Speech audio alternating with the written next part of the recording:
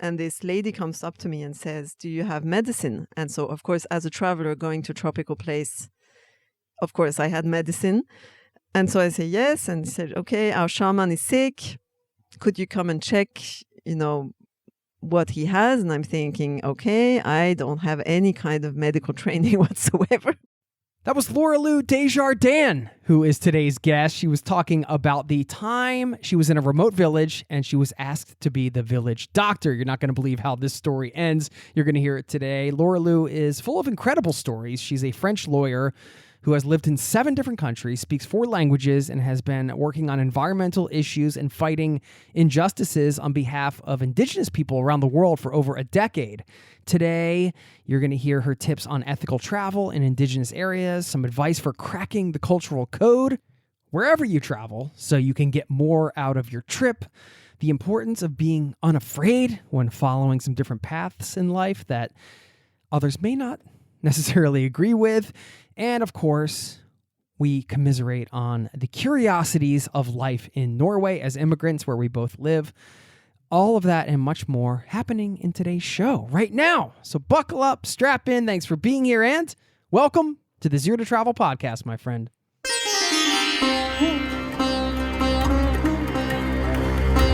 You're listening to the Zero to Travel podcast, where we explore exciting travel-based work, lifestyle, and business opportunities, helping you to achieve your wildest travel dreams.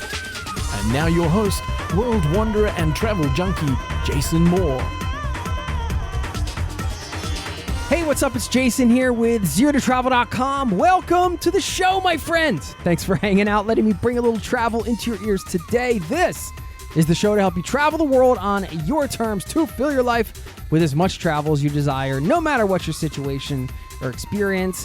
Excited to bring you this conversation today. Always a treat when I get to talk in person with somebody, and this interview took place in my backyard. Lorelou, as I mentioned, is a fellow immigrant to Norway. She has a very popular blog called A Frog in the Fjord, and she actually wrote a book of the same name. It's been a bestseller here in Norway. Of course, we talk about the book and some quirky things we've experienced as foreigners here in Norway. And I'd say one of the core themes here is just integrating in another culture. And as she put it, cracking the cultural code, which is always on every traveler's agenda, right? When we can crack that cultural code even a little bit, we're able to meet more locals, enhance our trip, have more authentic experiences. So that's a big part of this conversation, as well as all of the other things you heard. I'm going to get into it in just a moment. First, a quick reminder to stick around on the back end if you'd like. I want to give a shout out to somebody in this community who reminded me of a phrase I like to say that really fires me up and keeps me going on an exciting path. So I'll share that with you, as well as a quote that offers a reminder of the power we hold within. Thanks for listening. Please enjoy my chat with Lorelou, and I'll see you on the other side, my friend.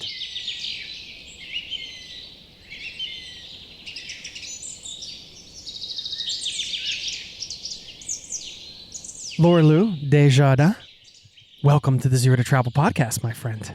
Thank you for the invitation. Thank you for being here. I just wanted to try out my French. That's the most French thing I've ever said, by the way. I know zero French, but it seems like a beautiful language. You were kind enough to come up here, and then we're sitting in my backyard. Sun's out. We can't always say that in Norway. True. Right?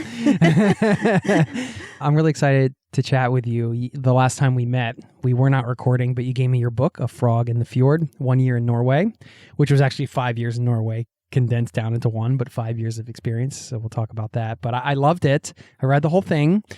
I can definitely recommend it. So I want to let everybody know to check that out. And what an accomplishment. Thanks. Writing a book in not your native language. Yeah, I mean, it was a bit of a challenge, but I did learn English as a child in Australia when I was living there. So I had it in me, but it's true that writing a book when it's not your native language is a bit more challenging. But the idea is also to write this for all travelers coming to Norway, whether you want to move here or just travel here, and also those who don't have English as a native language. So I hope that it resonated with everyone. Yeah. Well, I mean, I'm going to ask you some questions later on just about as travelers, long-term, short-term travelers, I mean, you want to figure out different ways you can integrate into culture. And, that was one of the threads, I think, in the book is like you trying to find your way into Norway and kind of like find your way into the culture and find your place there. But you've been doing this on a broader scope for many, many years. And that's where I want to start is your work in human rights with Indigenous people. And I mean, you just sent me a couple stories in email before this, and I was just like, wow. So I know we're gonna hear some good ones today. Well, I mean, just I guess explain to people and explain a bit to me what you've been doing for years and how you ended up following this career path. So I was born in Paris and from a French mom and actually a Canadian father from Quebec. And my parents had me and my brother quite young. How old were they? They were 23. And where did they meet? They met in Canada. Okay. And they're a bit like originals. My mom is a carpenter and my father is a nurse. What happened is that they wanted to travel. And they had 2 small children, 3 and 1. So I was the one who was 3 years old. And they decided at that point to cross the Australian desert for a year in a break. So in a car. Yeah. So I did that. Cross the desert with a 3 and a 1-year-old? Yeah. So I did. As an adventure? Yeah. No way. Yeah. So I didn't have nappies anymore, but my brother did. And getting there, they stopped several months in Asia, and then they went to Australia. So we did that for, I think, 9 or 10 months. Do you remember it? I mean, it's very strange. Not really, because I've seen pictures. I'm not sure whether what I remember comes from the pictures or reality, but I do remember feelings. And I remember I had a lot of nightmares that I was going to be eaten by a lion. Although there are no lions in the Australian desert, but I didn't know that as a 3-year-old. Were you all walking? No, we were in a car. Okay. But this is before seatbelts and security and all that stuff. Right. So we were in the back in this brake. I don't know if it's called a brake. It's like this car with the back is totally flat. So we were just playing in the background and just stopping. Hanging out, playing, driving through the desert. Exactly. So we did that, and my parents kind of had this travel bug, right? So they were moving around all the time. And their kind of model was that they would go back to France when they needed money. Then they would work a lot, save up money, and they didn't really own that much. And then they would go back to somewhere. So we spent many years in Australia. We went back and forth, and also in Asia, a lot in Indonesia, Malaysia, Thailand. Yeah, so those were mainly the places. But so what happened is that because I was a child living this life, it kind of changes a little bit your perspective on things. And I think it brought to me, I'm very adaptable. So my friends and my family say, you can put me in any place on earth where there are 2 people and I will learn the language. I will find a job. I will adapt. Yeah. But also, I remember as a child, what I wanted was stability, right? I wanted a television. I wanted childhood friends. Yeah. So, I mean, that's another side of things. You were kind of longing for that you didn't have. Yeah, I was longing for that. We were moving a lot. But what were the ages? Can I just ask so I can get some context? So it's between 3 years old and 11 years old. Okay. Yeah. Very formative years. Yeah. But during those years, I was, the last years were quite important. Like when I was between 9 and 11, then we lived in a village in Australia, which had a very high proportion of Indigenous peoples. And I think I looked back on it afterwards and realized maybe that was, those years were so important for me maybe. And that year I didn't have that many friends. So I was reading a lot of books. And I think I was observing as well. And so I don't know what happened. But after that, when I was 18, I decided to learn Indonesian and Malay at university. And I took a degree in Southeast Asian studies. Well, what were the things that you witnessed during that time that impacted you in your life? I think it was very strange because I was, I'm French, I'm white, and I get to this place where I'm an immigrant. I spoke English, but not that well because I had learned it and unlearned it several times in my childhood because we were going back and forth. But I came to this village and I remember being accepted by, the kind of Caucasian Australians there more than they were accepting the Aboriginals whom they had grown up with. So I think that. And there was a lot of violence as well at school, I remember. And I could hear the adults around me talking about, Aboriginals not allowed to go into this bar. And so I think it's like this background noise that you can't be part of, but that you understand that there's this injustice. And then I went back several years later as a teenager and to the same village. And then I realized that, the indigenous people, the indigenous friends I had quite rough stories between that age of 10 and 15.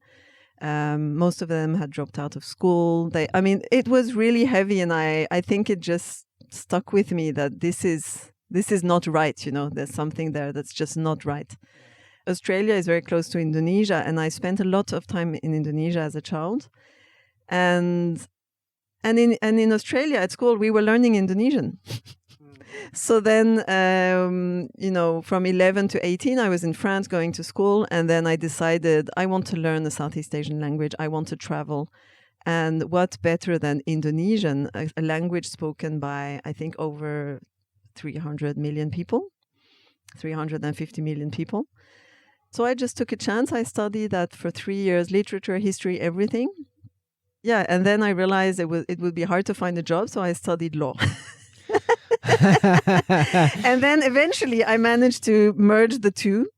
Then I went to human rights law and environmental law, and then I managed to eventually in my adult life to work with indigenous people's rights and also what happens when, multinational corporations come and take lands or need the resources they need every day to live, whether it's water or trees or anything else like that. So okay. I worked. Yeah, I've been working. I think 17 years in like rainforest protection, human rights law, plastic pollution, etc. Wow. Okay. You circled back to the travel lifestyle. You wanted the stability as a child, but then exactly. What happened? Did you have some kind of realization, or was it just that this is where you feel comfortable? I felt at the time, at least. You're settled now, but still in another country, not exactly, in your still in another country. My husband isn't French; he isn't Norwegian. There's still that kind of element of travel.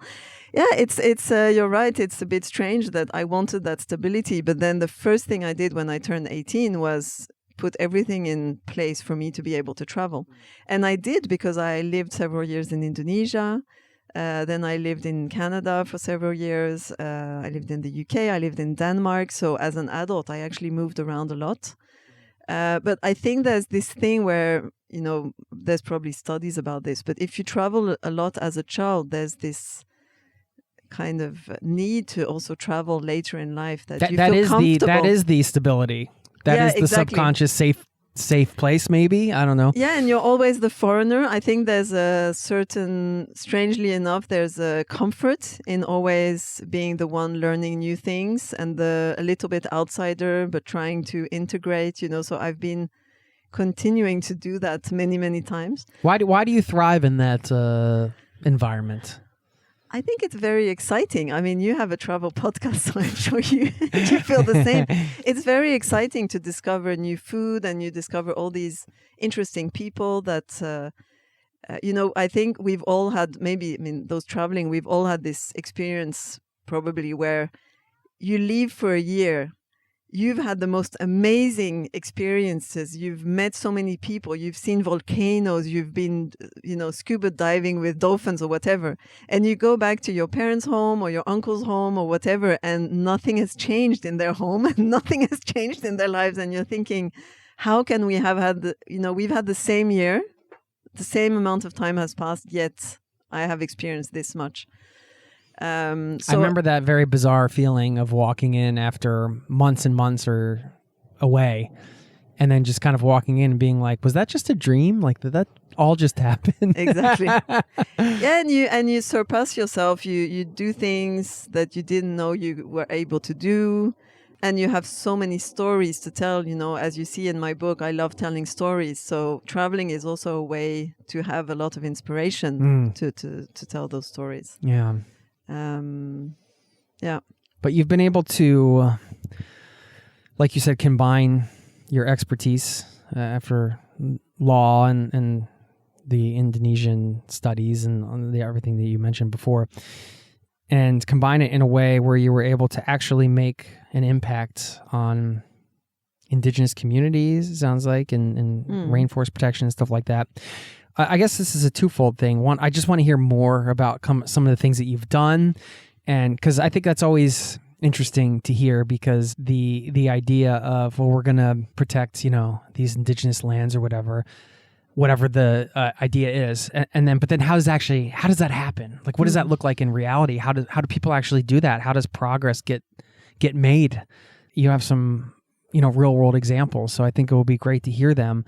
Just, I guess the broader question would be, for somebody listening that's kind of like, well, this is cool that you're able to make a difference in these ways. Like, what advice do you have for somebody that, it doesn't have to necessarily be, I want to work in human rights or whatever, but let's say they want to make a difference in X, Y, or Z thing that matters to them.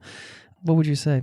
I think, this is very stereotypical answer, a bit cliche, but I think you have to be unafraid.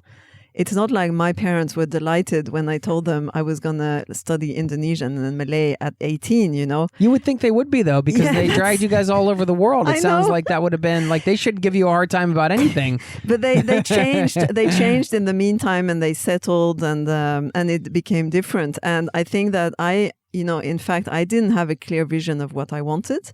I just went for what I felt was right, and I thought, I want to do this right now. And I didn't have a lot of money. I had to work a lot. It's not like anyone was financing all of that. But I think you just have to be unafraid and kind of, listen to your guts. Is this what you want to do? Like, don't listen to people. I remember when I went to live in Indonesia. So I had a bachelor in Indonesian studies, and I had another one in law. And I had a professor, thankfully, who said to me, look, you know this amazing language. You haven't practiced for a long time. I'm going to help you find an internship there so that you can figure it out, like what you want in life. But I think you should really pursue this. This is really important. So I went there with this internship, which was almost not paid. And kind of, let's see how this goes, And I was going to work for this indigenous organization in Indonesia. And I remember this friend of mine who told me, but you're going to lose all these pension points, these like retirement points. From France? Yeah. Yeah, okay. And it's like... Because you're working out of the country? Yeah, because I was not even really working. Right, It didn't really career, count. I wasn't building my career. Sort of the practical... Exactly. And then I was going to, look into indigenous women's rights. And then I had other people in my family who were like, but you can't make a career out of working with indigenous people's rights and women. And it's like, what do you know? If I want to do this now, it doesn't mean I'm going to be doing this in 30 years. But I think you just have to follow your path in a way. And now, in my position now, nobody tells me, oh, you made all the wrong choices. Because they just look at where you are today, Yeah. And when I started writing my blog, it's the same. But why are you writing a blog? And why are you writing a book? And most people don't finish it. Well, maybe, but maybe I'll finish mine, and maybe. Yeah, give me a high five. I love that. So, why are there so many naysayers? I think in France, particularly, there's a lot, because there's this idea that there are only a few paths which are there for you, which is very restrictive. But I think in other countries, maybe the US is a bit different. Maybe Norway as well. But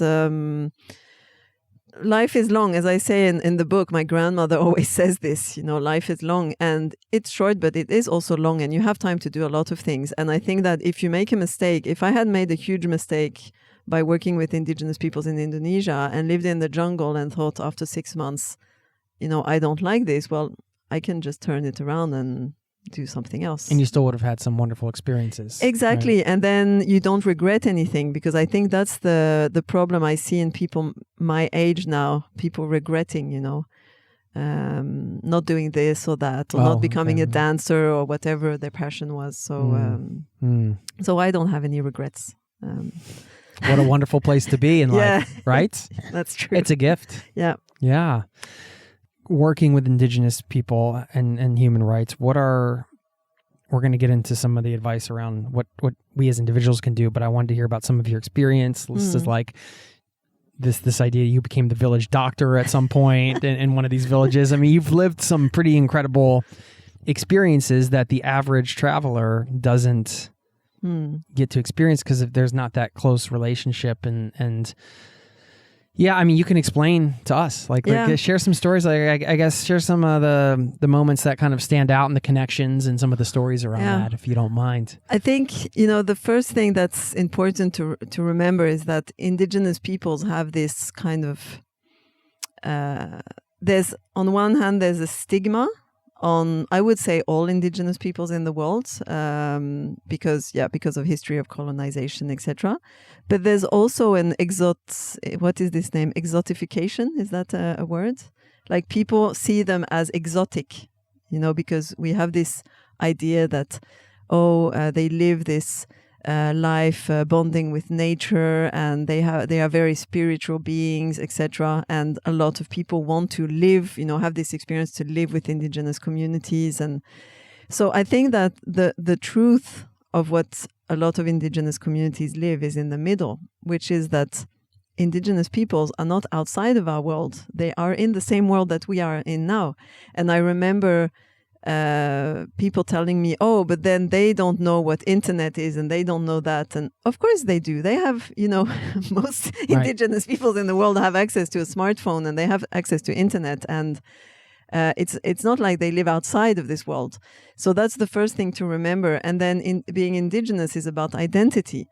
So there's a lot of debate around these ideas where other people from, majority populations will start judging and say, but for example, to the Sami people in Norway, but now you're not using reindeers anymore to go around. You're using these electric, snow scooters. So then you're not really Indigenous anymore because you're not using the traditional ways.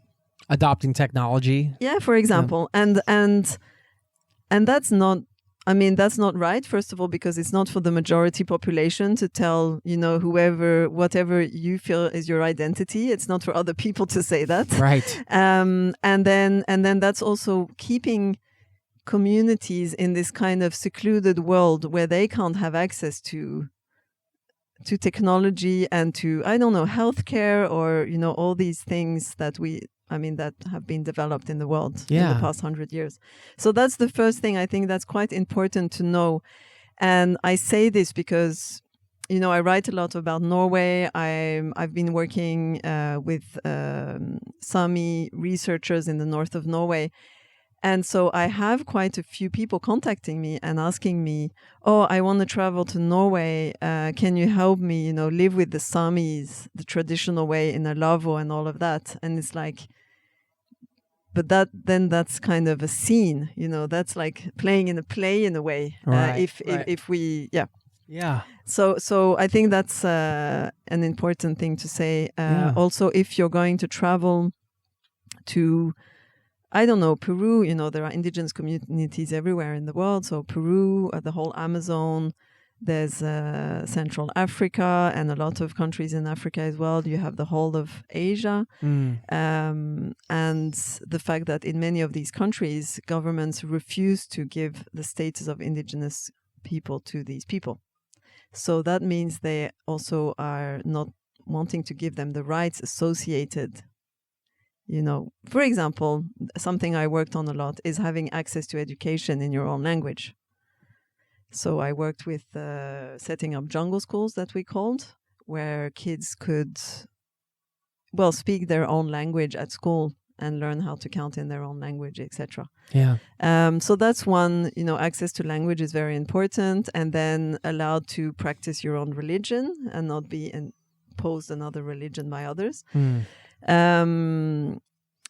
so there are many issues there. But what I was working on rainforest protection, and the way we were doing that at this NGO I was working with for almost 10 years was that indigenous communities are the guardians. I mean, this is, studies have shown this. They are the ones who can protect the forest the best because they live there and they need the forest to survive, basically. They have honey and they have, fruits. Trees there, and they can make houses from whatever they find, leaves, etc. Yeah. So I've been working a lot with those communities, and the great travel experiences I have was when I was going there. I was going to the rainforest in Indonesia. So I was there in Papua, I was there in Aceh, I was in Sulawesi. In the Mentawai Islands next to Sumatra. And it's just amazing because having traveled before as, a regular traveler, then you arrive there, you're the only foreigner. Most of them have actually never seen a foreigner before. And because I speak Indonesian, it's usually not their native language, but they can speak it or someone else can translate. And then you're just invited in a completely different way than if I was just traveling. And then also they need me, they need me because I'm kind of the link to the outside world. And I'm the link to understanding the language of international media or the language of politicians, or so there was you're this, a sort of your own version of a translator in some way. I think I saw myself just as a kind of a bridge. I'm just this bridge. I took what they told me and I tried to bring that message in a way that international media or campaigners in Norway would understand, so that we can influence, for example, companies in Norway to use less of the material or the food that comes from the rainforest. Okay, that's a specific example. So if they cut down on, I think you sent palm oil, or, then tropical timber. If they cut down on that, then that preserves the forest, and it's So you're looking at the big picture on both sides and trying to come up with some middle place that benefits the indigenous communities and that benefits the forest and climate as well, right? So there's a bigger perspective there.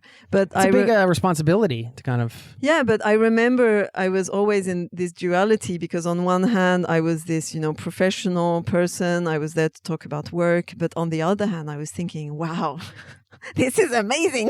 Just as a traveler. As a traveler. I was once I was in Aceh and they were like, there are still tigers here. And I was like, oh my God, I hope I see a tiger. And that's not even organized or anything. Yeah. So it's, and you have conversations with people who tell you the truth, of what's happening, which is very...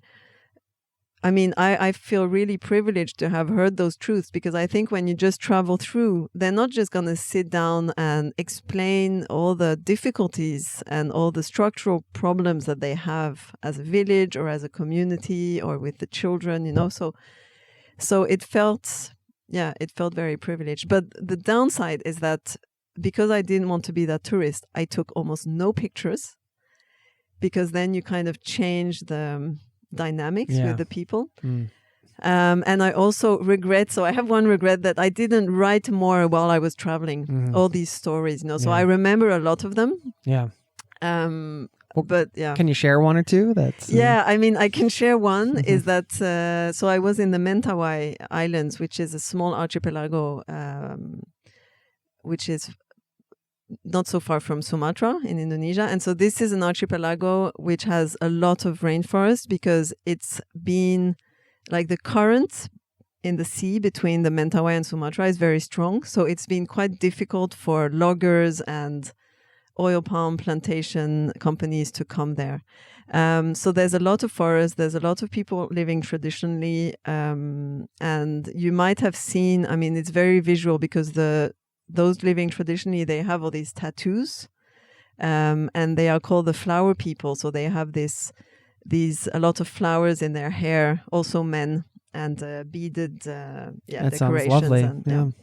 So it's a very special place. And I was going there to check on the jungle schools. So I had this plan of 5 schools I had to visit, and so you only get up there with a canoe.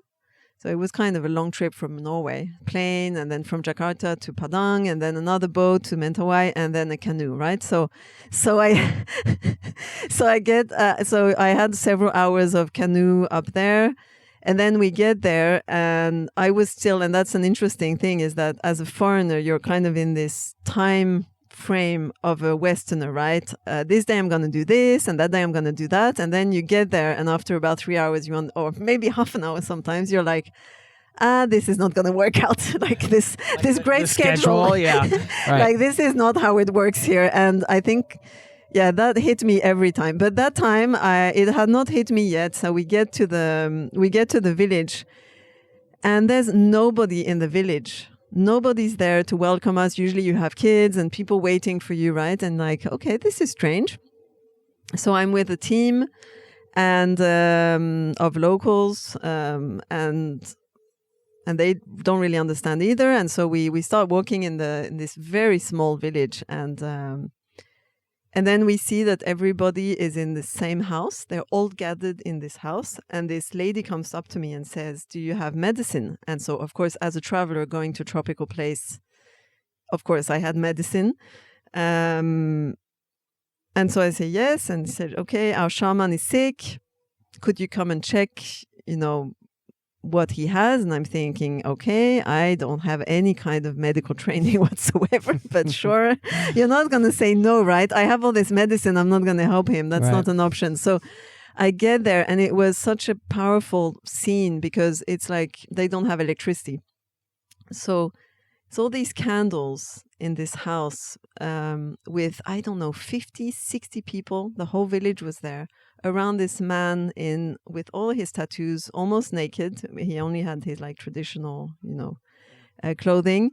And he was very, very, very thin. And so they kind of all split to let me, get closer to him. And I looked at him and I thought, this man is dying. I mean, I'm not a doctor, but I could see this man was dying. And I look at his stomach, and he had this big black kind of, I don't know, stone, like a stone, at the level of his stomach. And I thought, yeah, this isn't looking very good. Oh. So I thought, like very thin, but like sticking out like a big exactly. bump. And I asked him, when is the last time you ate? And he said, I haven't eaten in almost 3 months. And I figured probably he has some kind of tumor in his stomach or something like that. Right. So then I'm like, look, I'm really sorry. So in front of 60 people, right? The whole village, I'm like, I'm really sorry, but I can't help you. I don't have anything for this. I mean, you just got there. How I intense. just got there like 15 minutes earlier. After all the traveling and everything. So intense. And so I'm like, and all these people are looking at me like, please help him with, just give him anything you have in that little box with all your medication. I was like, oh. And I didn't want to give him anything strong. You don't want to give malaria tablet to someone who's, you see, it's just... So I thought, okay, I'll just give him these herbs, which are something I use when I have stomach pain, but it's not any kind of chemical. It's not a chemical. It's not pharmaceutical. It's like a bit of coal in a little pill. Like a herbal supplement. Yeah, it's like a herbal supplement when you have like a bit of stomach ache, basically. Yeah, okay, yeah. So I thought, okay, this can't hurt. This is nothing, right? So I'll just give him this and I'm off the hook in a way. And he takes this and like 5 hours later, he dies. Oh my gosh. So gosh. I'm like, I've been there for less than 12 hours. Did they think that you were responsible for... Well, no, they didn't think I was responsible, although I didn't speak the Mentawai language there. So, because that could have been also could have been a dangerous... Yeah, however, so the guy died in the night. So then they, the whole village was awake and they started all these festivities. I mean, not festivities, but traditional, process processions for his death.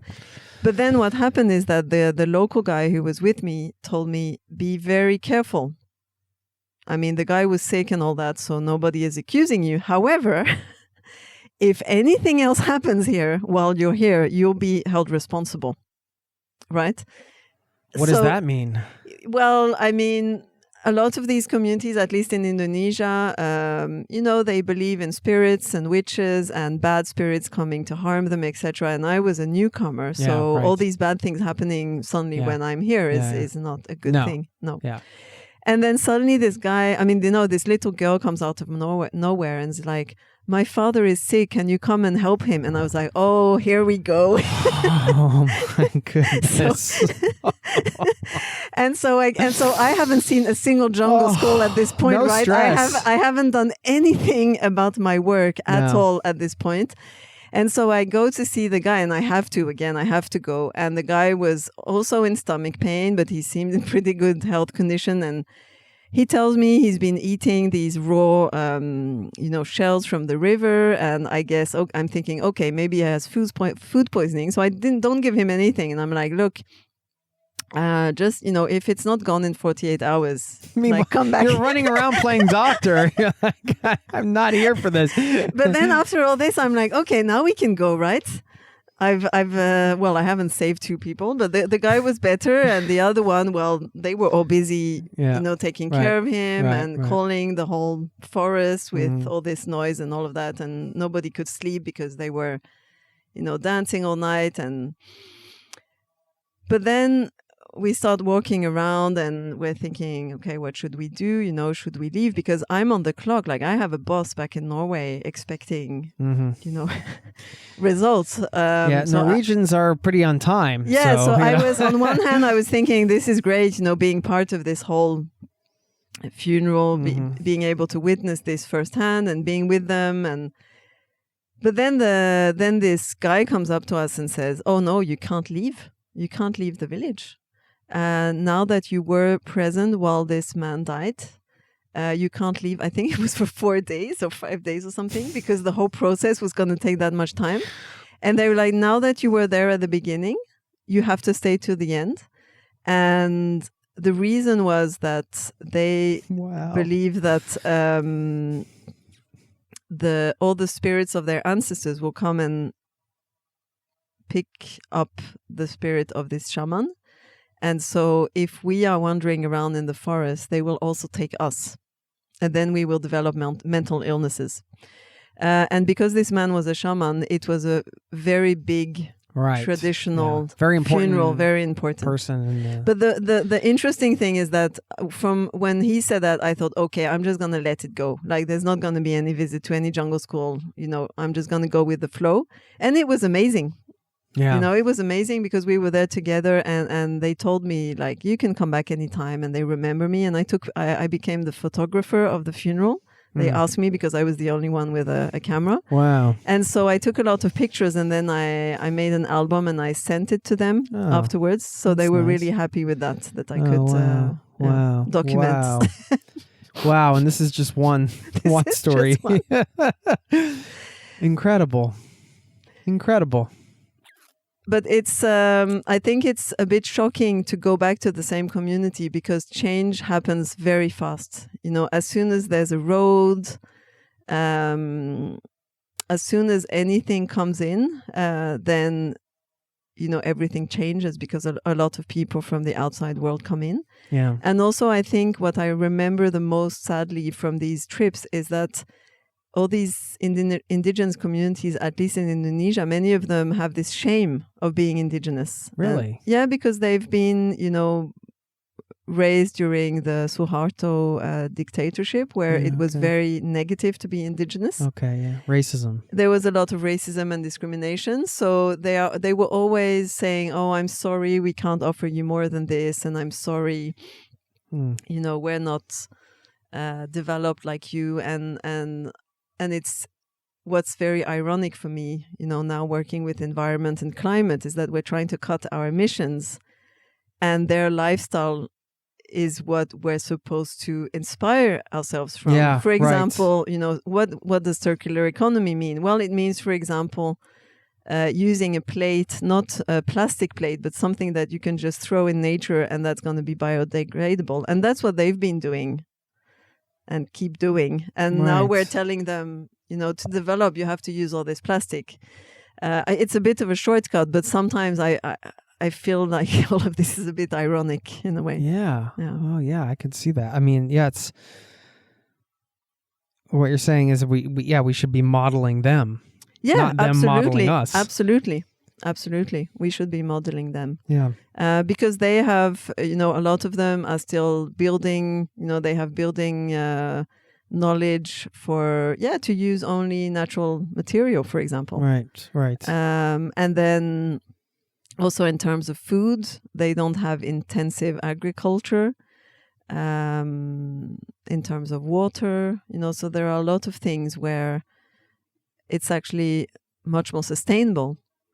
Of course, there are other issues with access to healthcare and things like that, but I think there are models there that should definitely be an inspiration for the worlds that we're living in. Yeah. Let's talk about, as it relates to these experiences are so unique and they're not the typical experience that travelers are going to have, but we were talking about some of the topics we might want to cover today, and when you sent the email, I just wanted to read a snippet of it, if that was okay, because I think it's a great place to start on this topic. And you said, quote, "I think that traveling can impact Indigenous people, but it can also help them have the visibility they need for their culture not to be eradicated. They're under a lot of pressure from their governments to assimilate and often to relocate.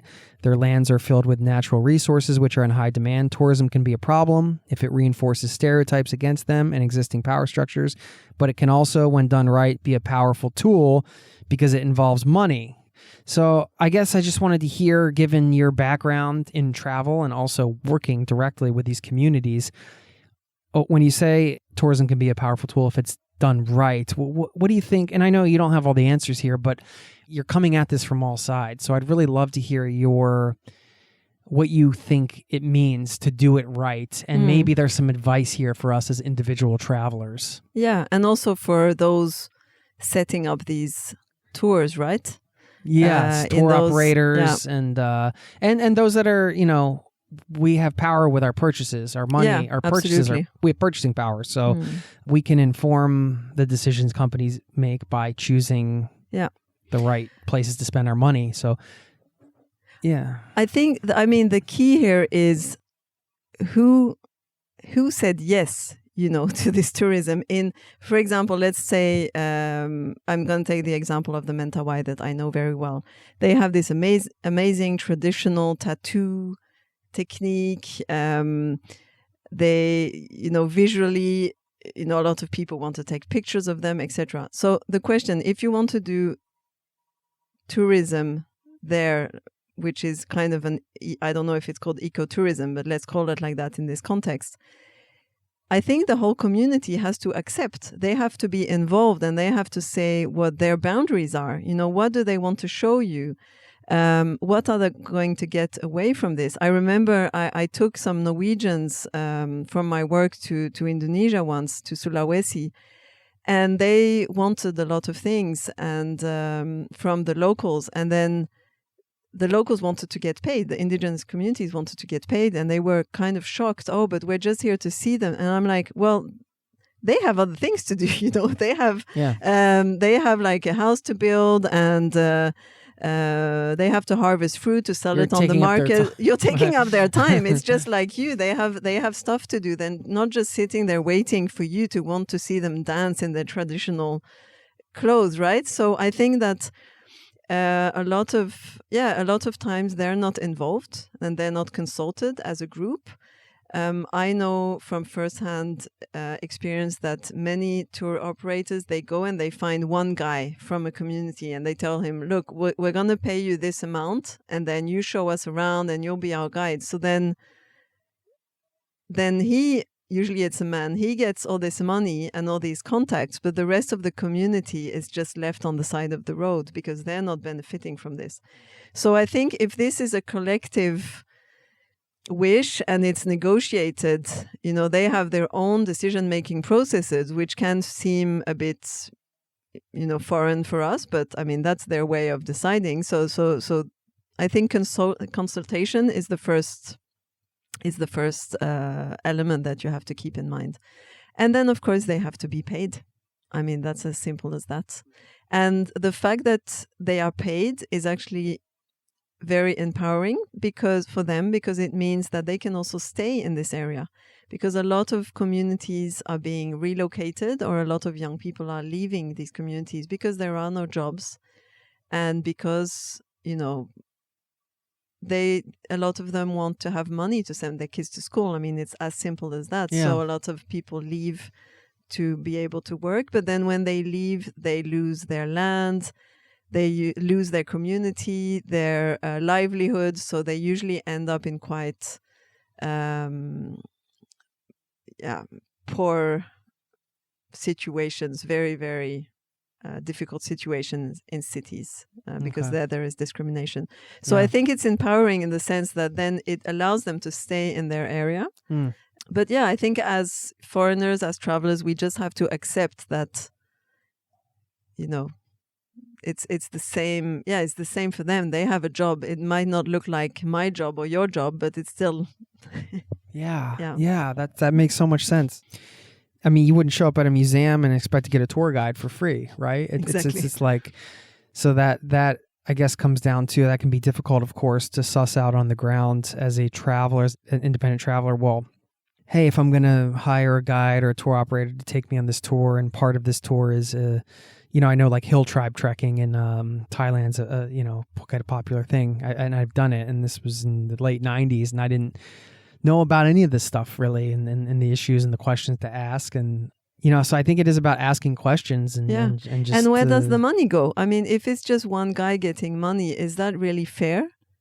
When the whole village is working towards this, or the whole village has built these traditional houses, why is it just the guy who was at that bar that you were at the same time, or the guy who speaks a little bit more English who is going to manage to get clients?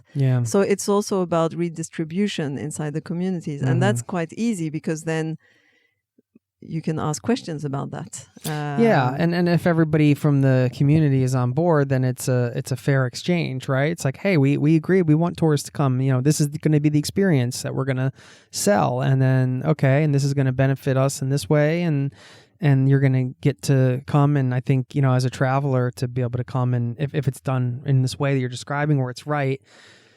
It's about sharing knowledge and gaining new perspectives, and that's what travel is, I think. And these communities have so much to offer, and it's always that cultural exchange, right? And you just have to figure out how do you mediate the cultural exchange in the right way that it's fair for everybody. Yeah, and then it's about expectations. As I said earlier, a problem I've seen is a lot of Westerners coming to these communities and being very judgmental.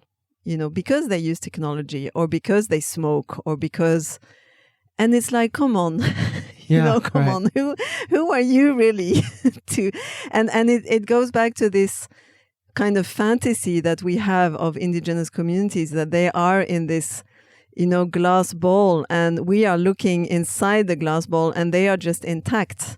But they are not objects. They are people living in the world like we are. Yeah, and instead of the connection, that's like it's a more of an observational. Exactly. Kind of, that's. And once, just a last story. Once I was working for this NGO protecting forests, and once we get to this village, and like really far, again we had to take a canoe. I think this was in Sulawesi.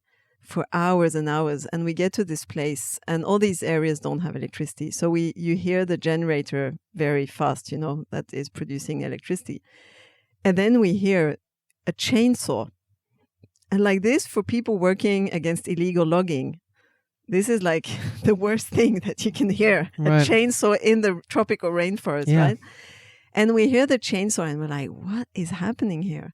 And then one of the village leaders comes out of the forest with the chainsaw.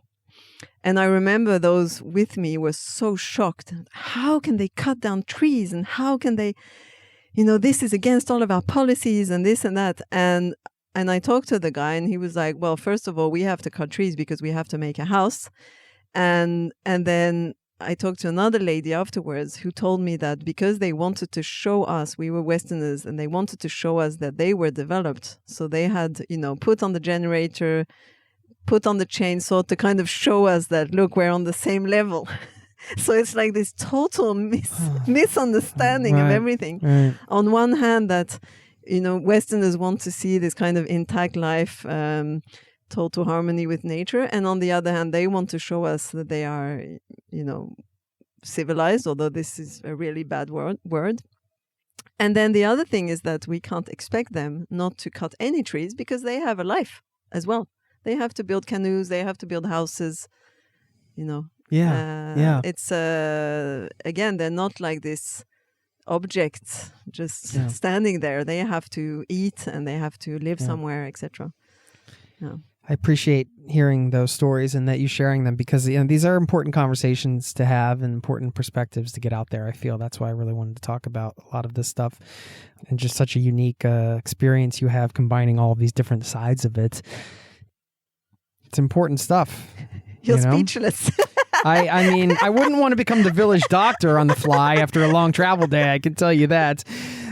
But the funny thing, when I went home, went home to France, we had a neighbor who was a doctor, and I told him these stories, and for him it was just like the funniest story ever. But I remember when I was there, a lot of the times in these communities, I was thinking, if I were to live here, I would have to take a medical training. Because that's what they need. Right, yeah. They need doctors, right? They need people who can help them because they don't have access to healthcare. And unfortunately... just for geographically, it's... Exactly. It's very far, and there's a lot of like things that we think is common sense, but that they actually haven't learned. So it's about germs and bacteria and things like that. Let's talk a little bit about your book here. I think this ties in with some of the things that we've been touching on a bit. So the first, a lot of this I feel is, like I said, a big theme is kind of integrating into a new culture, right? Which is a process. I suppose we could start there because this is something that applies to all travelers, right? Whether you're passing through or you're staying for an extended period of time, or a lot of people in the listening audience here, they're either on the road long-term or full-time, or they're interested in doing, longer type trips, or even if you're spending just 2 or 3 weeks, it always makes for better travel experiences if you can figure out some of the culture, integrate yourself a bit. You've been doing that throughout your childhood, throughout your professional life, and throughout your personal life, living in another country. And you talk about a lot of the challenges of that in your book, in here in Norway specifically, which was fun for me to read because I can relate, where I feel like we're like brother and sister here, like kind of through some of the same sort of experiences. Like, why are they doing that? Why do I mean, we just ate like a piece of bread with cheese on it. Like, I never would have done that in my former life. Eat one piece of bread with cheese on it. That's called a brødskive, and with Paul egg, right? You just put something on top of one piece of bread. Like, I was an American. And like, drink coffee from a Moomin cup. Yeah. I mean, I eat a big sandwich. I don't just eat a piece of bread with a little cheese on it, yet here I am doing that. Well, we'll get into some Norwegian things, which you may have heard on the podcast before, but integrating into a culture, what do you... Yeah, I think it's fascinating. It's like, you for want some me, more it's coffee, like... by the way. I can pour you out some more. Yeah, thanks. Can never have too much coffee, right? We're both like extreme coffee addicts. Exactly. Moving here, I think Norway is one of the top 5 coffee per capita. consumers in the per world. capita. Yeah. So it's no surprise there with the weather, right? Exactly. I think integrating for me is fun. It's like this code. I feel like I want to. You want to crack the code. Yeah, I want to crack the code, and it really is a code. And every country, every culture has this code. But what's funny with Norway is that for example, I made this choice of going to Indonesia. All these choices I made willingly, but then going to Norway was not really a choice. I got a very interesting job here. And I didn't really want to come to Norway, but I was like, okay, I'm just going to be there a year or two, whatever, but then I'll move away. For the job. Yeah. And I just needed to get this first work experience that would kind of give me that CV to continue elsewhere. So you were looking at it as more of a temporary stopover. Exactly. As a part of your career.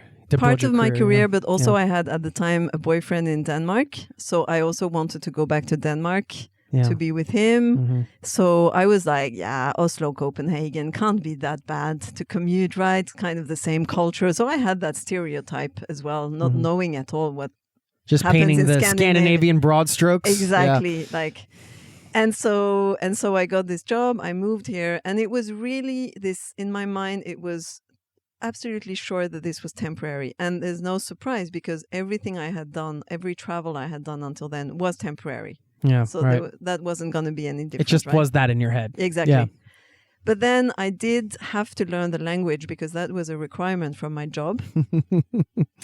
And also because anywhere I go, well, I want to learn, what's happening and what people are saying and why they're doing this or that and what kind of food they're eating and all of this. So I started digging into all of that. And it was actually harder than expected.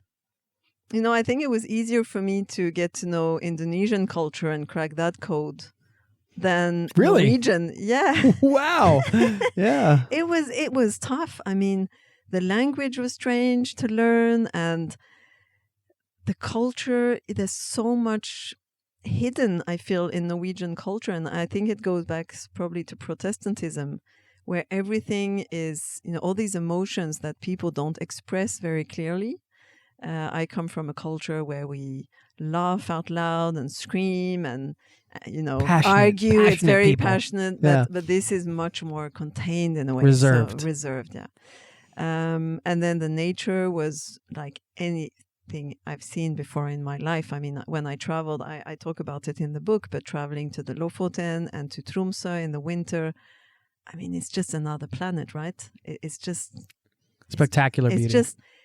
And you're so small. And I mean, those pictures you see online of those areas, they don't show how it's like because you're so small in this huge nature, and that you cannot see on pictures. So, yeah, so that was a discovery for me. And also I like the freedom that you have in Norway, also as a woman. There's so much more freedom here, I feel, than in many other places. Can you talk a bit more about that? Yeah, I mean, just having, getting this job in this NGO, this environmental NGO, I had no contact with anyone in this NGO. I wasn't recommended by anyone. They just judged me on my CV and on interviews, of course. They trusted me. And I remember the first days at work, I was asked so much for my opinion. And I wasn't used to that, being in France, working in France or in Indonesia. Yeah. That you ask the girl who's 25, 26, although I had a master's degree and all of that, but nobody was ever asking for my opinion, my expert opinion. And also it's about how you're treated as respect. A woman. Yeah, it's just respect, more respect than I had experienced before. Wow. Yeah. And just going home, going home at 2 a.m. without looking over your shoulder. That was also new to me, going home alone. And actually, the first blog post I wrote on my blog that became viral is called "The Joys of Being a Woman in Norway," and that's kind of the blog post that made my blog go international and got a lot of readers, because that's exactly what I talk about in this blog post. And also having a child. I mean, at that time I didn't have children, but I could see around me not just women, but men going on very long paternity leaves. I mean, my boss went on a 7-month paternity leave, and he didn't answer a single email for 7 months. And he came back and he just got his job back. And it's like as if nothing had happened. In France, you leave for 3 months and it's almost as if, you've been betraying your employer. I mean, that's how they make you feel. Yeah. So I think that freedom is something that I still value a lot. In Norway. Yeah. Reading through your book and hearing your perspective on it and what you just shared today or just now, I remember that making me feel really good about having a daughter here, because, hearing the woman's perspective and having a daughter and you want, of course, you want equality, you want people to be respected. And for me, it reinforced that decision to be here, to raise children here instead of in the States. Again, I'm not raising them there, so I can't speak for that. And it's different, it's so different everywhere. But Norway's a pretty small country, and there's some homogeny, I'd say.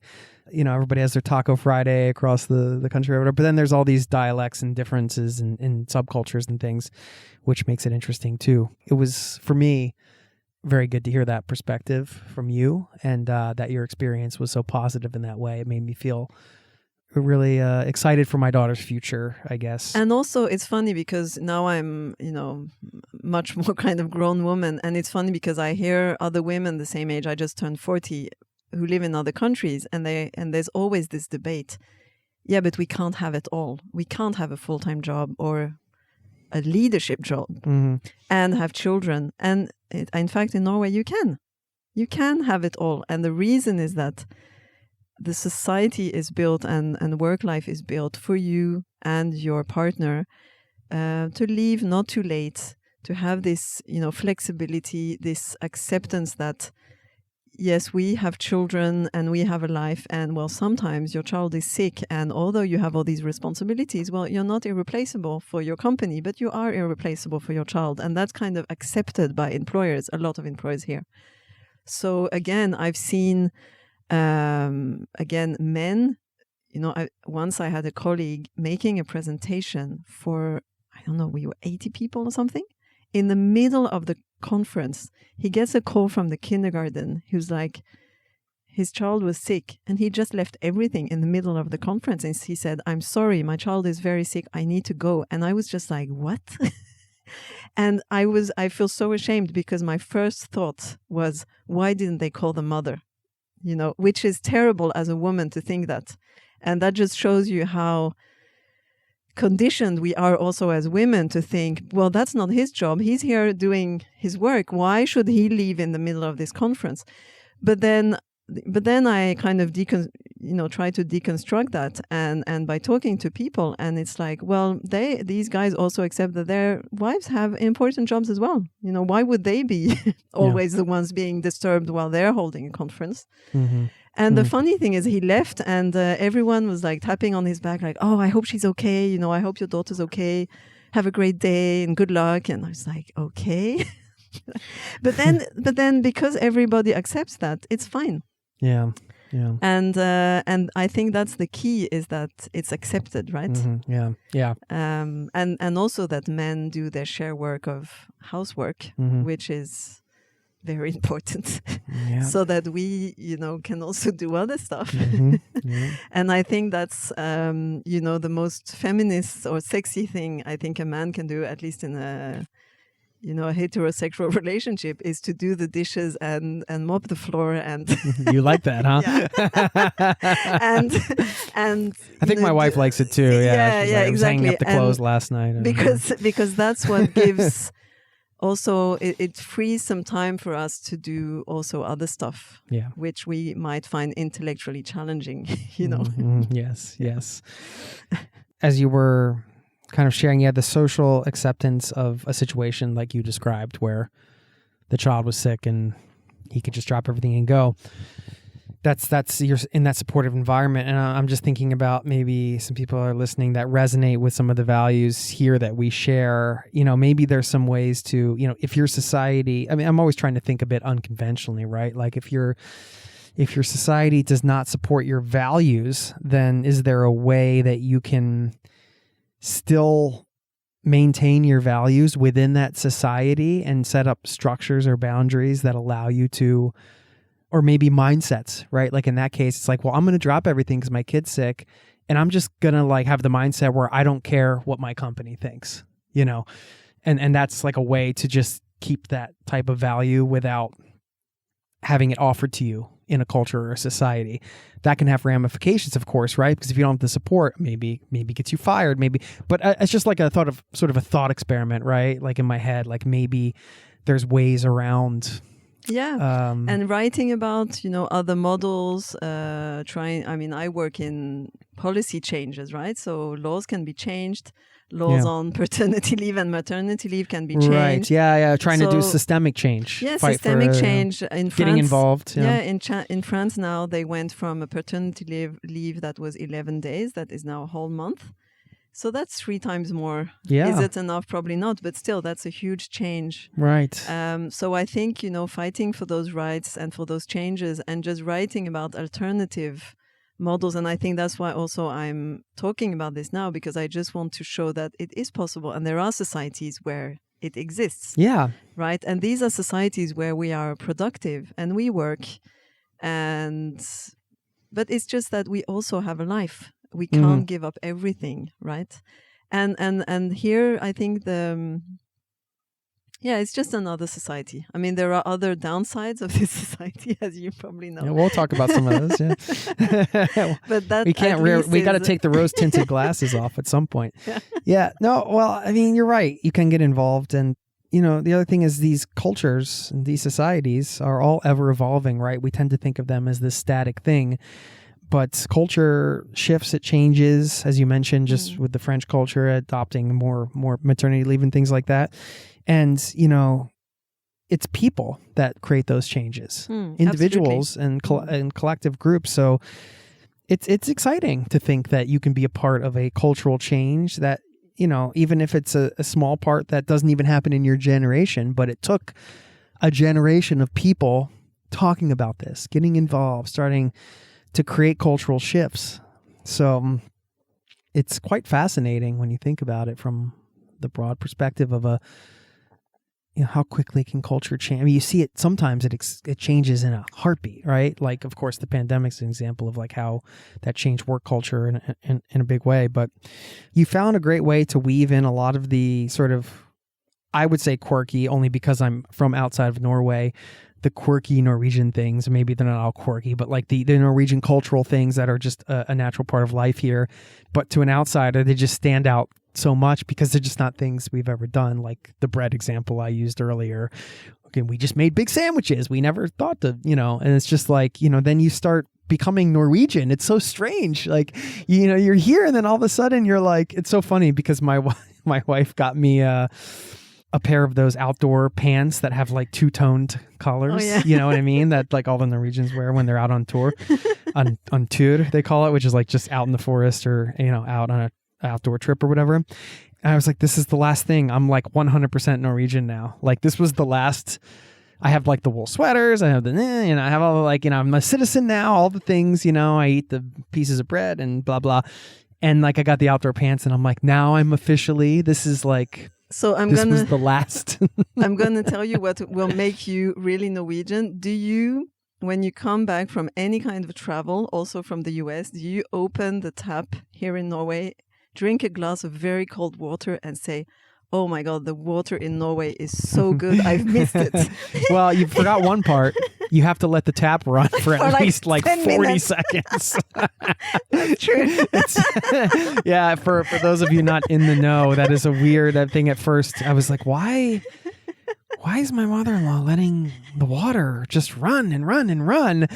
It's something they do here to get the coldest water. Exactly.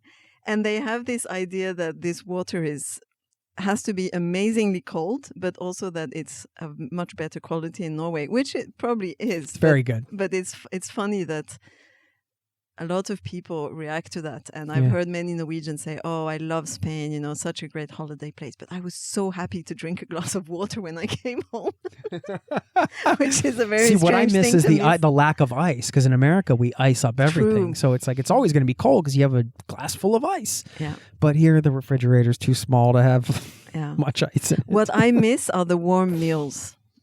I'm used to I mean, I'm French, so food culture is so You guys spend like 5 hours at lunch, right? Is that real? Well, not 5, but an hour and a half. So how do you go back to work after like drinking wine and having like a long leisurely lunch with all kinds of cheese and stuff? How do you actually go back to work after that? Yeah, that's a good question. We have long days at work, and I think we have these long pauses because the whole day is quite long. But the thing is, I love food so much, and I also write it about in the book, is that there's so much good food here, so much good produce, but Norwegians just don't seem to eat a lot of it. They just eat other stuff, which has been a bit difficult for me. So I've been like trying to revive these Norwegian produce and recipes, but like cooking from scratch, and they all look at me like, this is a waste of time. How can you spend all this time cooking? But I just love food so much. So that's what I miss a little bit. And there's a chapter in the book where I'm invited to this traditional dinner, Norwegian dinner, and I'm already salivating, like, oh my God, what are they going to serve? Maybe this fish from northern Norway, or maybe, the smalahove, which is I think it's a lamb head that is smoked in a very traditional way. And they made a taco, like a Norwegian taco. Like box taco. Box taco. And Yeah. And I was horrified, totally horrified. With like minced meat in the microwave with some kind of powder. Yeah, I mean, I at least do like, it on the stove, not the microwave. Exactly, but it's like, come on. So but now, what do you think about box taco? No, still not a fan. No, still not a fan. Never adopted that one, did you? No, I never adopted that one, but I did adopt a few other things though. But it seems like you mentioned the boyfriend in Denmark, and then I know in the book you talk about it. So that you broke up, and then you were at this in-between time where you were in Norway, and I don't think you quite decided whether you were going to stay here and if it was going to be a long-term thing. And this is another question I think that relates to a lot of travelers. This, and you can only speak, of course, from your own personal experience, but getting into a country, and then at what point do you decide to, commit to like being in that, because I think it does take a level of commitment too. All right, I'm going to be here. Like, let me actually like invest in learning in cracking this cultural code or making friends or stuff like that, versus like being on the outside and kind of wavering and being like, is this the place for me? I don't know. Maybe I should go. It's an interesting place to be as a foreigner when you come to a new country. The level of commitment that you bring to it, I think, can influence the experience, because how deep are you going to dive? How much effort are you going to put in? Absolutely. And that lasted a long time for me. That lasted maybe 5 years. For 5 years, I was like, no, I'm here temporarily. Really? But then you were fighting against it a bit. Yeah, and I didn't have any plan to Did you go have any anywhere. love for it at a certain point? Was it just kind of... Love for what? For Norway. For Norway. Yeah, I like Norway, but I wasn't quite fitting in, I think, in a way. It's hard. And yeah, it's a hard and, place to... And so I was always thinking, no, I might go back to Indonesia, or I might, find a job in an NGO somewhere in Asia, or I might do this. You have options to be other places. Yeah, I had many options. And I speak several languages. You don't have to be in a cold place where it's icy all winter, No. And I had, exactly, and I had, I speak several languages, so I had options also with different types of employers. Right.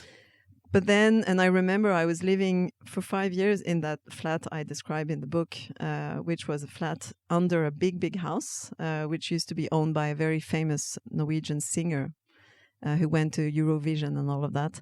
And I was living in this basement apartment for 5 years. And at some point I was thinking, okay, I have to stop kidding myself. I mean, this temporary thing right. is, what does temporary mean? 15 years is also temporary, but then, buy a flat in a nicer place, which is yours, where you don't have all these people deciding for you and raising your rent, etc. So I think that at some point I thought, okay, I'm not sure I'm going to stay here forever, but the temporary element is long enough for me to invest in this place. And it's funny because for the first years I was here, a lot of people were asking me, oh, when are you going home, to France?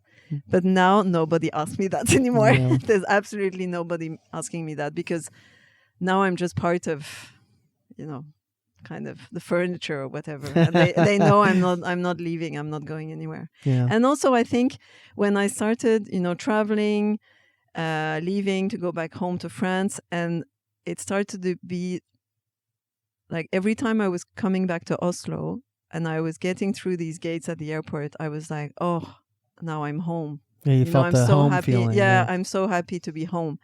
And when you have that over time, at some point you think, well, maybe this is home, and I'm just going to have to accept that all this traveling era that I've been living in my whole life, maybe that's over at least for a while. And then I got children, and then I wouldn't say it's over, because my own parents traveled a lot with us as children. Right.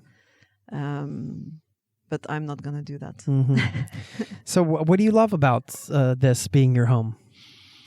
I think it's an easy life. It's an easy daily life. There are many interesting jobs here in Norway if you speak Norwegian.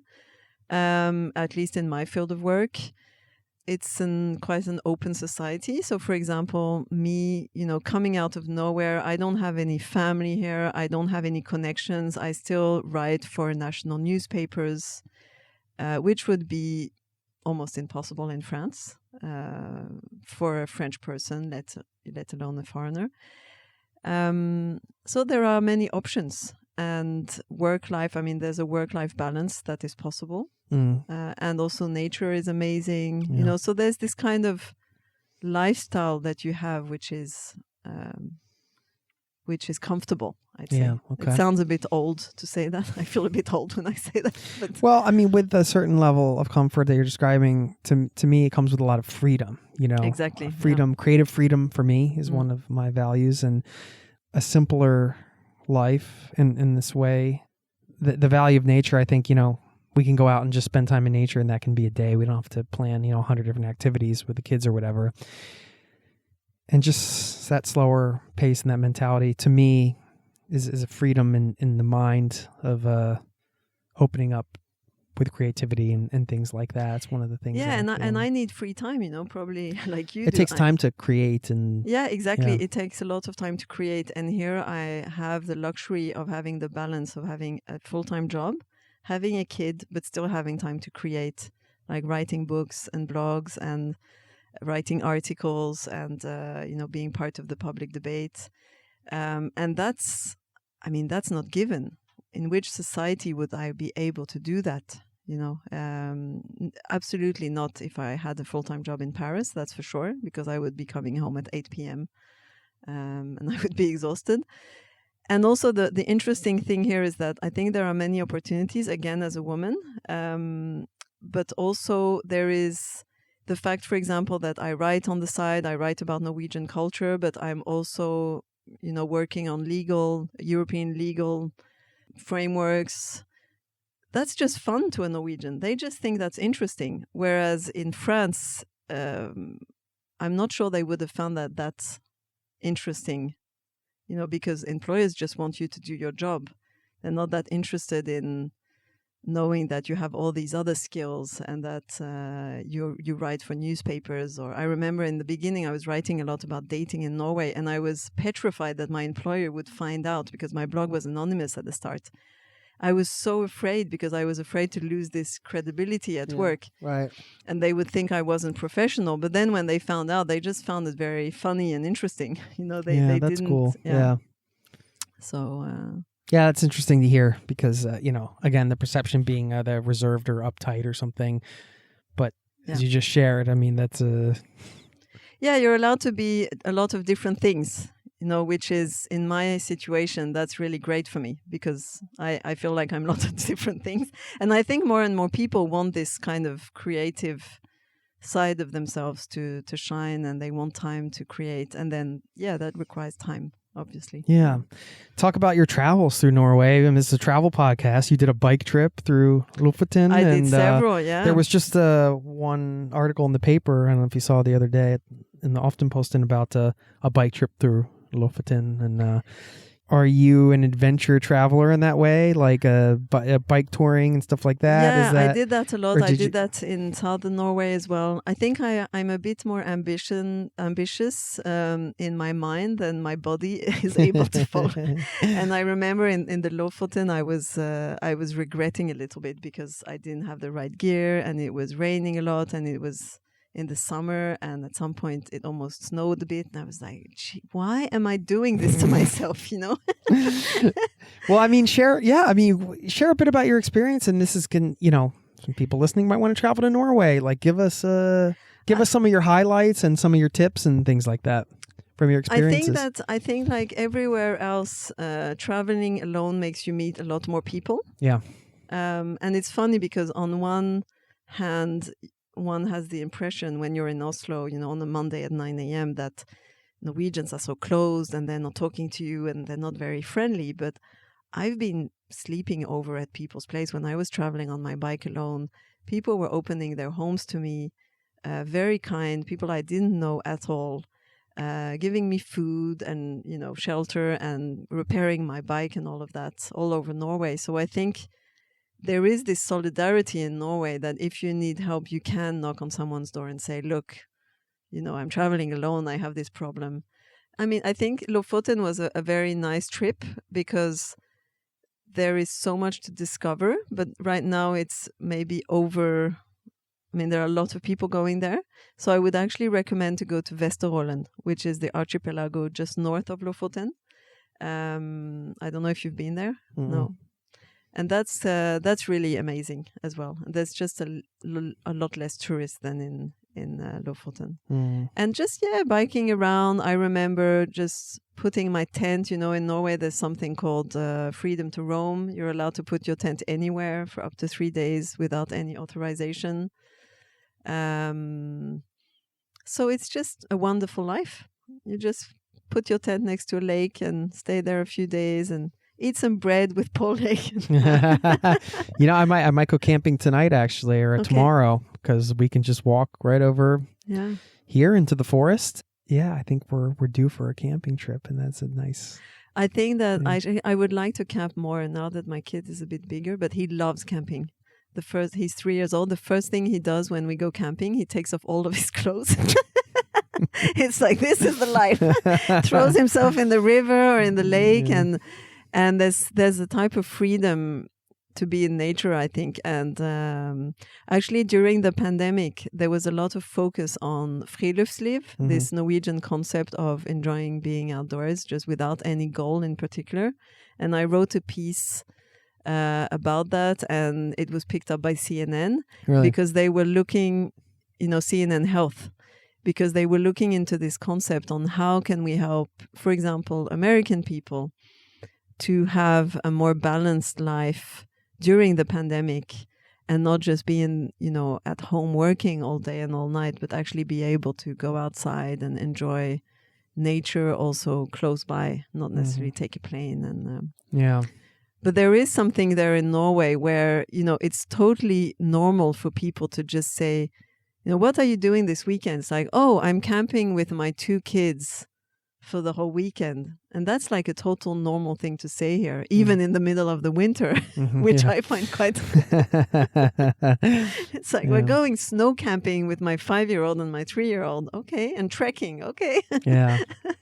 But you found this place to be, for somebody that hasn't gone on like a bike tour or some adventure like that before, it's still you can still do it, and you can... Yeah, you can. Yeah. It's a bit tough. Did you own a bike or did you rent one? No, I bought one actually. Okay, and this is something I want to do. That's why. Yeah, and this was before electric bikes were affordable. So I just had a normal bike, but I had very few things. I was transporting very few things. Yeah, right. So I was traveling light. But I think there's a lot of ups and downs, and I think one of the mistakes many people do when coming to cycle in Norway is that they don't realize how long the winter lasts here. So you shouldn't think that there's, it's okay to bike in the north of Norway in April without specific tires, because there's still snow up there in April. So I think a lot of people don't realize that some of the roads are closed, there are snowstorms. So you have to be equipped like properly. And if you're in the summer, I mean, there's a lot of, it goes up and down. The whole West Coast is pretty rough. I haven't tried that yet, but I've tried the South Coast is much more flat. So I definitely recommend that. I did Porsgrunn to Kristiansand, cycling on my own, and that's quite flat, and it's a beautiful coast. Okay. Really amazing. Yeah. I'll let you go in a minute. I wanted to ask you about how much did writing help you process your journey of integrating into a new country? Yeah, it definitely helps. And I think that's why I started writing this blog. It was kind of, anger management / trying to vent, with humor, whatever was happening to me. And because it's rough to integrate in a new culture without understanding anything. And what's funny, in every single culture I've tried to integrate in, is that the persons you talk to, for them, everything they do is normal. that's the norm. And and like as an outsider, you're like, yeah, it's your norm, but it's not everybody else's norm. And I have to learn that norm because that's not natural to me. And so yeah, writing has been a great tool. And I think this book, A Frog in the Fjord, it was my way. It was kind of a gift for others, other travelers or foreigners, for them to get those codes given to them, because I would have loved to read this book before coming to Norway. If this had been available, it would have really helped me, I think. Mm-hmm. Yeah. I think it's great even for people just traveling through to get a better sense of some of the things. So when you see things happening, you understand, you have some context. Yeah. What is the strangest Norwegian thing, do you think? There are so many. I think the way they deal with conflict, I think that's still very strange to me. There's this kind of they avoid conflict a lot, and I thought for many years that there weren't any conflicts in Norway, and then I realized they're there, but they're just not very visible, and they're dealt with in a completely different way. So I think that's still something that's a bit mysterious to me sometimes. You don't see people, arguing and screaming, but still people, resign from their jobs and divorce. And so there are conflicts there, but it's just to the naked eye, it's very hard to see sometimes what people feel in general. And I remember a Norwegian guy said, we never get angry in public or even, with anyone. And that's why we go skiing so much, because that's how we get it all out. And that's why we go in nature. And maybe not just conflict, but the way people show emotions, and, everything is always so measured and the tone is even. But then when you try to understand what's behind that, you realize that there are difficulties and people having mental health issues, and it's just not as open. People don't talk about it as much as in other cultures. Because I'm not from Norway, I feel like if I want to express myself in a certain way, I can get a free cultural pass because, he's not Norwegian. And it might cause people to open up a bit more because they feel comfortable, because they know I'm from outside. So I can have this type of reaction or this type of conversation, or I can, this guy's talking to me on the street, but it's not weird because he's not Norwegian. Oh, I like this. This is kind of nice, because they're famously known for not talking to each other on the street, which is totally bizarre for me. And sometimes I miss that about America. So I might just, kind of have the random comment to the person in line or whatever. In Northern Norway, and when they realize I'm not Norwegian, they're just okay with it. And they also in some ways maybe seem to welcome it because it's a change from the regular. Maybe that's just in my head. Maybe there's like, this guy, just stop talking to me right now. I think you're right. I think you're absolutely right. And there are areas in Norway where you can talk to people in the street. For example, in Northern Norway, it's completely normal, I think. But there is this free pass, and I used it a lot in the past, but I don't know if I became too Norwegian and I don't use it that much. But also I see a shift actually right now that I've been this, funny, I feel like I've been seen like this funny French girl observing Norway, and I had a free pass on a lot of stuff. But now more and more, I've been here now for 14 years, and I think also my Norwegian has gotten much better. Right. And I feel now that they just expect the same from me than from all the other Norwegians, and that's a bit hard sometimes because I've integrated well. My Norwegian is good, but it's still not my culture, and I don't have all the references and so it's, there's always a journey to integrate more. It's never over. It's like a life project in a way. I guess that's one of the things that keeps it really interesting too, right? I still learn new things about the culture, and then through that about myself. What a treat. What a great time. I had so much fun chatting with you. I can't thank you enough for coming up here have the conversation, or down or left or right. I don't know which way you came, but your book is A Frog in the Fjord. And of course, we'll link to all this and the same for the website name. But do you want to share anything else here? Just go ahead and let people know where they can get in touch. The book is available on Amazon. It's been recommended by Forbes, so I'm really happy. It's a bestseller in Norway as well, so it's working really well. And I'm really hoping that even people who are not, living in Norway or traveling necessarily to Norway could read this, because we've all read books about travels elsewhere without necessarily going there, because it's kind of a journey somewhere else. And it's really fun travel log in a way to look at Norway, but it's through your stories and your experiences, you share a lot of aspects of the Norwegian culture. I'm like, I think she pretty much covered everything, but like doing it through your own personal story, which made it super engaging. I really enjoyed it. I want to say congratulations on all your success. I'm really glad we're in touch, and look forward to hanging out. We could get the families together sometime, exactly. Let's high five it out. Thanks again, and we'll be chatting soon. Yep. Thanks a lot.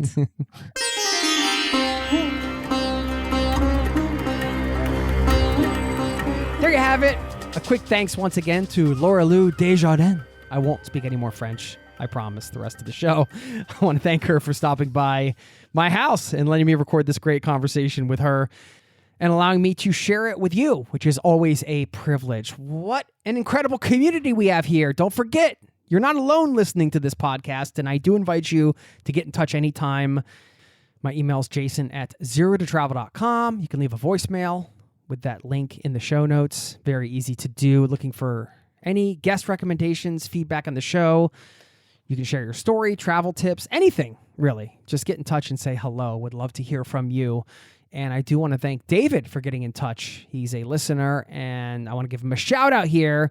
He reminded me of a phrase I haven't said in a while that I love. Anyway, I'll read the email first. He said, "Dear Jason, just wanted to reach out, tell you how much I love the podcast. I travel on the road every day as a home health physical therapist in South Louisiana. Listening to your shows as I drive has helped me with my future travel dreams. While my family and I do get to go on some pretty amazing fast travel vacations every summer, including Ireland, Portugal, Spain, Hawaii, and numerous national parks in the USA, my wife and I dream of the day when we can do some real, quote, slow travel, both domestically and internationally." And he goes on to share some more kind words about the show. And I just wanted to say thanks for writing and for reminding me of a phrase I usually belt out with a guitar in hand while I'm strumming some chords. You got to keep the dream alive. Keep the dream alive. Got to keep the dream alive. I know it sounds ridiculous, but it fires me up because sometimes the dreams can get dulled under the struggles of life or everyday routines, whatever. And it's good to remind ourselves of our big dreams and to keep them alive every single day. Don't let them die out. It's okay if they wither sometimes. Sometimes you have a plant and it needs watering. You forget to water it for a couple weeks, but then you water it and it sort of springs back to life and gets its greenery back and the flowers perk up. That plant is your dreams. So keep the dream alive. Water your dreams today is what I'm saying. I didn't know I was going to say that, but that's what I'm saying now. Be sure to water your plants and your dreams today.